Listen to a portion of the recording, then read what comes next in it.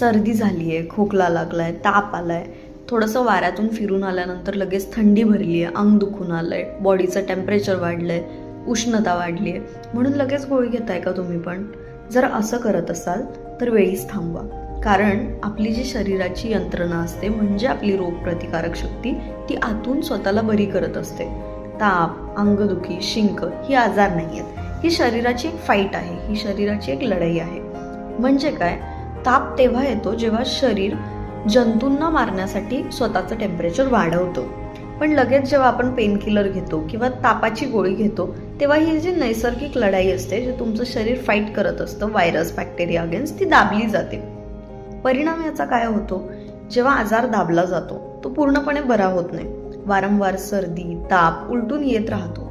रोगप्रतिकारक शक्ती जी असते शरीराची ती हळूहळू कमकुवत होत जाते. त्यामुळे प्रत्येक गोष्टीला, त्रासाला गोळी नको, शरीराला थोडासा वेळ द्या. तुमची जी रोगप्रतिकारक शक्ती आहे ती अतिशय हुशार आहे.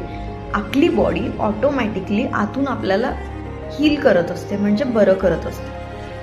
कारण बॉडीचं जे डिफेन्स मेकॅनिझम आहे, बॉडी जे स्वतःची रोगप्रतिकारक शक्ती यूज करते, टेम्परेचर यूज करते, वाढवते जर्म्सना मारायला, हे अतिशय सुंदर प्रोसेस आहे. पण आपण काय करतो, लगेच पेनकिलर घेतो, फीवरची टॅबलेट घेतो तापाची, आणि ह्या प्रोसेसला कुठेतरी दाबतो. त्यामुळेच टेम्पररी रिलीफ मिळतो. म्हणून आपल्याला मुळापासून आजार काढायचा आहे, तात्पुरता दाबून बरा करायचा नाहीये.